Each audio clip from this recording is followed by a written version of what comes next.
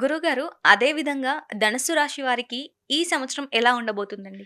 శ్రీ పరాభవనామ సంవత్సరం ధనుసు రాశి వాళ్ళకు 14, 11, 1, 2 ఓకే. అంటే 14 ఆదాయం, 11 వ్యయం. హ్మ్. 3 మిగులుబాటు ఉంది.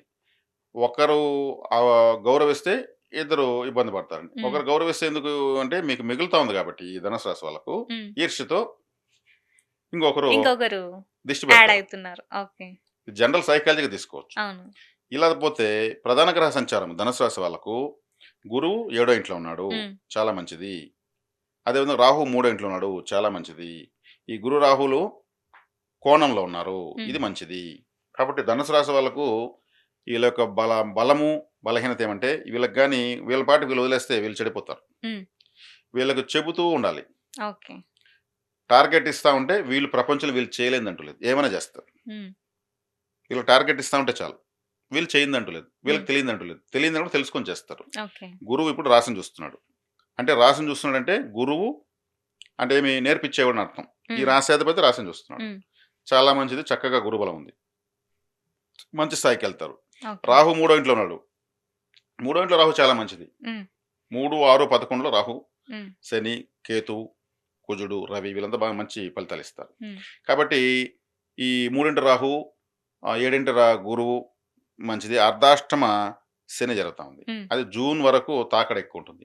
జూన్ తర్వాత మళ్ళీ గురువు ఉచ్చ స్థితికి వచ్చి అర్ధాష్టమ శని చూస్తాడు. హ్మ్. అర్ధాష్టమ శని కూడా నశించిపోతుంది. ఓకే. ఏమున్నా వీళ్ళకి ముందు వెనక గ్రహస్థితి అందుకుంటా ఉంది. ఒక నెల ఒకటి ఇబ్బంది పెడితే ఆ నెల దాన్ని ఇంకొక గ్రహము కంట్రోల్ చేస్తుంది గురువు. హ్మ్. రాహుని శనిని గురువు ఆపరేట్ చేసేస్తున్నాడు అనుకూలంగా. కాబట్టి ఈ ధనుసు రాశి వాళ్ళకు మల్టీ టాలెంటెడ్ వీళ్ళు.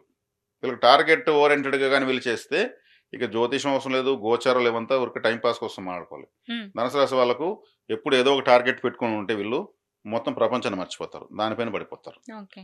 ధనస్సు అంటే ఒక ఎక్కువ పెట్టినటువంటి బాణం. ఒక పరిశోధన. హ్మ్. పరిశోధనలు ఉండేవాళ్ళు ఇంక ప్రపంచాన్ని పట్టించుకుంటారా? లేదండి. శాస్త్రవేత్తలు సంవత్సరాలుగా తలలు గడ్డాలు పెరిగిపోతుంటే కూడా వాళ్ళు పరిశోధనలు పెట్టుకుంటారు. హ్మ్.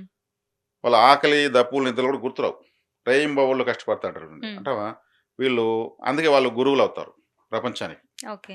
పరిశోధకులు అవుతారు. 10 మంది దశానిర్దేశం చేసేవాళ్ళు అవుతారు. హ్మ్. కాబట్టి ఆచార్యులంతా కూడా ధనుసు రాశిలో ఉంటారు. అంటే ధనస్సు అంటే ప్రపంచానికి దారి చూపించేటువంటిది. ఒక వెపన్ అనుకుంటాం గానీ, హ్మ్. దాన్ని చూసి అందరూ కూడా అటెన్షన్‌లోకొస్తారు. ఓకే. ఖాళీ చేతులతో ఉండేవాడు కన్నా చేతిలో కట్టెత్తుకునే గురువుని చూస్తే భయపడతారు. అదే అవునండి. ధనస్సు అనుకోవచ్చు. హ్మ్. కాబట్టి ఈ రాశి వాళ్ళకి గ్రహస్థితి బాగుంది. హ్మ్. సహజంగానే వీళ్ళ యొక్క బలము, బలహీనత చెప్పాను. ఇప్పుడు గ్రహస్థితి బాగుంది కాబట్టి ఈ గ్రహస్థితిని అనుసరించుకొని వీళ్ళు ఉపయోగించుకొని ముందుకెళ్ళగలిగితే ఈ సంవత్సరం మంచి స్థాయికెళ్ళిపోతారు. హ్మ్. కాబట్టి ఇప్పుడు ఈ రాశి వాళ్ళకు 9లో కేతు ఉన్నాడు. 9లో కేతువుని తీర్థయాత్ర చేసేటువంటి అవకాశం ఉంది. ఆ తండ్రికి అంటే తల్లిదండ్రులను తీర్థయాత్రలు పంపించడం కూడా మంచిది. వాళ్ళకయ్యే ఖర్చులు భరించడము, హ్మ్. లేదా అంతంతో సమానంగా ఉన్న వాళ్ళకి ఏదైనా ఖర్చులు పెట్టడము లాంటివి కూడా మంచిది వీళ్ళకి. ఓకే. వీళ్ళకి పాజిటివిటీ పెరుగుతుంది. 4 శని ఉన్నాడు. 4 శని ఉన్నప్పుడు ఏమవుతుంది?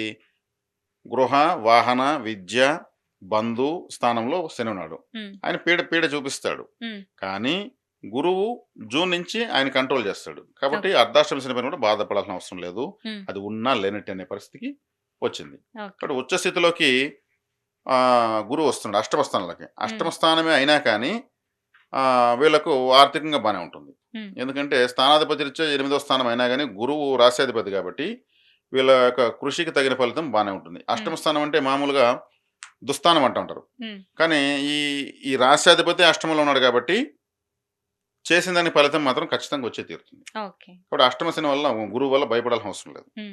కాబట్టి ఇప్పుడు ఈ రాజపూజ అవమానాలు ఇవి కూడా బానే ఉన్నాయి కాబట్టి రాశిది ఎటొచ్చి బానే ఉంది కాబట్టి వీళ్ళు ధైర్యంగా ముందుకు వెళ్ళొచ్చు. ఈ హ్మ్. సంవత్సరం పరాభవనామ సంవత్సరం కాదు వీళ్ళకు. విజయవంతమైన సంవత్సరం అని చెప్పొచ్చు. ఓకే. ఈ రాశిలోని అన్ని వర్గాల వాళ్ళకు చాలా అద్భుతంగా ఉందని చెప్పొచ్చు. ఓకే. గుడ్. పరాభవ నామ సంవత్సరంలో ఏ ఏ రాశుల వారికి ఎలా ఉంటుంది? ఎలాంటి పరిహారాలు చేస్తే మంచి జరుగుతుంది అని చాలా చక్కగా వివరించారు. ధన్యవాదాలు గురువుగారు. ధన్యవాదాలు.